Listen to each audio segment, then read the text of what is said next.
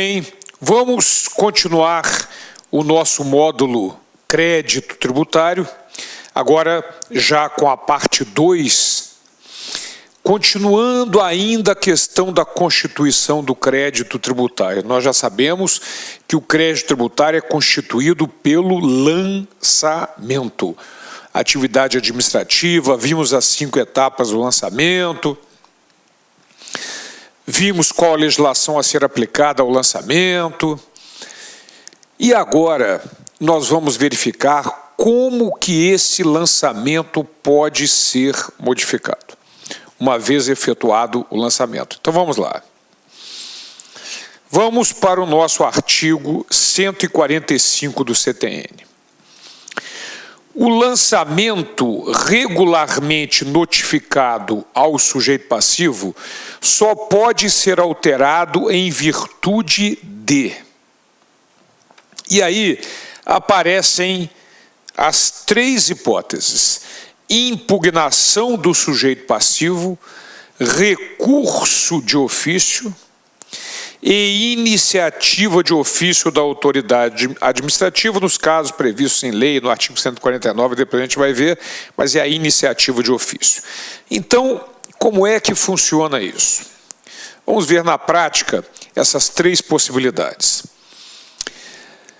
Imagine que o sujeito passivo recebeu a notificação de que deve um tributo, a notificação do lançamento realizado, e ele então resolve entrar com uma impugnação, que é, observem aqui, a primeira hipótese de modificação do lançamento. Então, se ele fez esta impugnação do lançamento, isto vai para julgamento em primeira instância administrativa. Se a decisão for favorável ao sujeito passivo, a decisão do julgador de primeira instância, nós temos 2 possibilidades.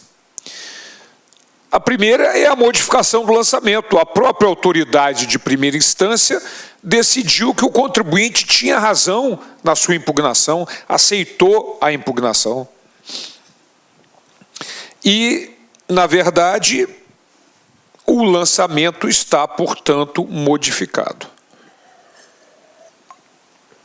No entanto, existem algumas circunstâncias dentro do processo administrativo de cada ente da federação, porque cada ente da federação tem o seu processo administrativo tributário. Eles guardam uma semelhança, mas cada um tem o seu. Em vários processos administrativos tributários, quando o julgador de primeira instância decide favoravelmente ao sujeito passivo e, portanto, contrário à fazenda pública, ele obrigatoriamente tem que realizar o chamado recurso de ofício. A expressão de ofício significa aquilo que é obrigado, a autoridade é obrigada a fazer. Então, o recurso de ofício é exatamente isso. A autoridade é obrigada ela mesma a recorrer da sua própria decisão. Vai recorrer para a segunda instância. Então, ela vai dizer, considero que o tributo não é devido, aceito a impugnação do sujeito passivo e recorro da minha decisão para a segunda instância. Em outras palavras, ele está dizendo o seguinte: olha, eu acho que não é devido, vê se vocês aí da segunda instância concordam com isso. É o chamado recurso de ofício. Então, se da decisão da primeira instância, a decisão foi favorável ao sujeito passivo e não há exigência do recurso de ofício dentro do processo administrativo de cada ente da federação, está modificado o lançamento pela impugnação do sujeito passivo, artigo 145, inciso 1 do CTN. Modificou-se o lançamento através da impugnação do sujeito passivo. Mas, se houver exigência do recurso de ofício, em algumas circunstâncias há, em outras não, se houver exigência do recurso de ofício, Então, este recurso de ofício vai ser julgado pela segunda instância administrativa. Se a decisão da segunda instância for favorável ao sujeito passivo, está modificado o lançamento através do recurso de ofício, artigo 145, inciso 2 do Código Tributário Nacional. Ok? Então, vamos lá. A impugnação do sujeito passivo pode modificar o lançamento, artigo 145, inciso 1, caso não caiba recurso de ofício. Se couber recurso de ofício e a decisão da segunda instância também for favorável ao sujeito passivo, está modificado o lançamento através do recurso de ofício, artigo 145, inciso 2 do CTN. Quando o lançamento é efetuado pela autoridade fiscal, a própria autoridade verifica o erro no lançamento e toma a iniciativa de modificá-lo. É a chamada iniciativa de ofício, certo? É o artigo 145, inciso 3 do Código Tributário Nacional. Então, repetindo o dispositivo, para fixar bem, quais são as hipóteses de modificação do lançamento? Impugnação do sujeito passivo, recurso de ofício e iniciativa de ofício da autoridade, a impugnação modificando, o recurso de ofício, se cabível, modificando, e quando a própria autoridade toma a iniciativa de modificar, artigo 145, inciso 3 do CTN, iniciativa de ofício. Ok? Então, minha gente, engraçado que esse artigo 145, ele é muito exigido em prova, muitas vezes ele é um dos tópicos do edital do concurso. A importância desse artigo 145, as hipóteses que podem modificar um lançamento regularmente notificado ao sujeito passivo. E um detalhe importante, eu vou de novo voltar para o texto para chamar a atenção para vocês para um detalhe importante. Olha o caput do artigo. O lançamento regularmente notificado ao sujeito passivo só pode ser alterado em virtude de... Olha que situação curiosa. Quando nós olhamos o artigo 142 do Código Tributário Nacional, que traz as cinco etapas do lançamento, nós vimos que a primeira etapa é a verificação da ocorrência do fato gerador, a segunda etapa, a determinação da matéria tributável, a terceira etapa, o cálculo do montante do tributo devido, a quarta etapa, a identificação do sujeito passivo e a quinta etapa, a aplicação de penalidade.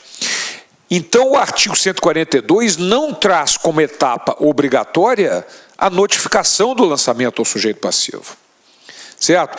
E não traz porque existem algumas circunstâncias em que realmente não vai haver necessidade dessa notificação, mas nós vamos alongar o assunto agora, porque nós vamos ver isso daqui a pouco em outra situação. Mas vejam que o artigo 142 não traz a notificação como exigência obrigatória, mas o texto do artigo 145 exige o lançamento regularmente notificado ao sujeito passivo, somente pode ser alterado em virtude dessas três hipóteses: impugnação do sujeito passivo, recurso de ofício e iniciativa de ofício, os três incisos do artigo 145. Agora, é óbvio que na impugnação do sujeito passivo e no recurso de ofício, ocorre na prática quando o erro é prejudicial ao sujeito passivo.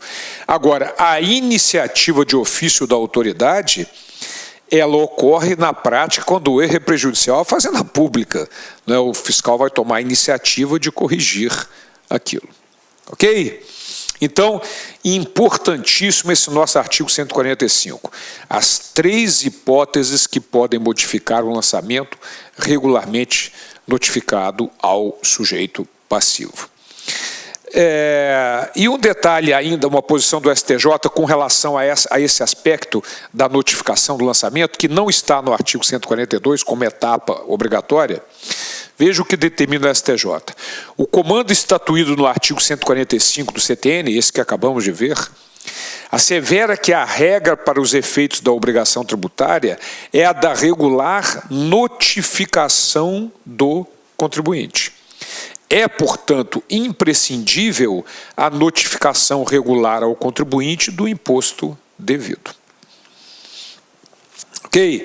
É imprescindível a regular notificação para que possa ser cobrado.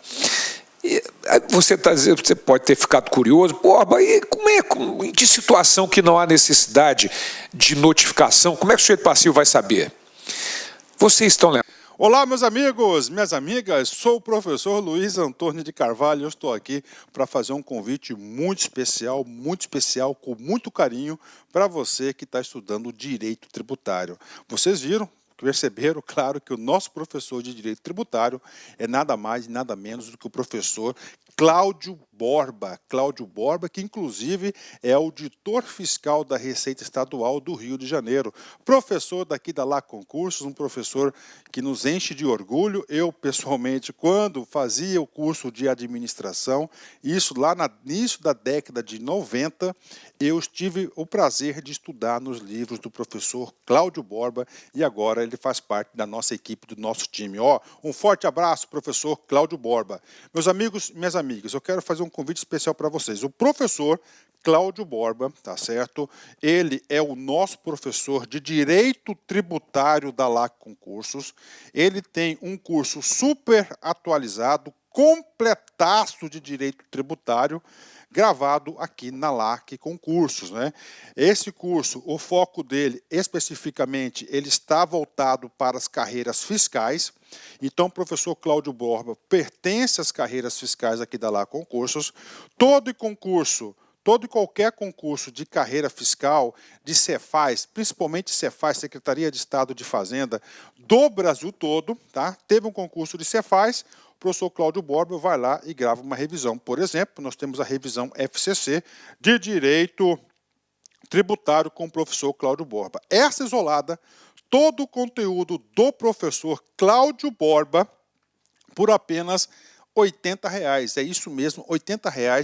Durante 90 dias de acesso, você vai ter direito aí a assistir quantas vezes quiser e na hora que desejar. Professor, parcela esses R$ 80, com certeza você pode parcelar esses R$ 80 ainda em 10 vezes sem juros no nosso operador financeiro, ou seja, R$ 8 por mês, mais barato que uma coxinha, né? Tá certo, meus amigos? Então, olha só, qualidade e preço, competitividade é aqui na Lá Concurso. Pode vir, pode fazer essa isolada com o professor Cláudio Borba, que eu tenho certeza absoluta que você ficará super competitivo. Tá certo, meus amigos? Esperamos vocês aqui na Lá Concursos. Um forte abraço, fique com Deus. Tchau, tchau. Clique lá.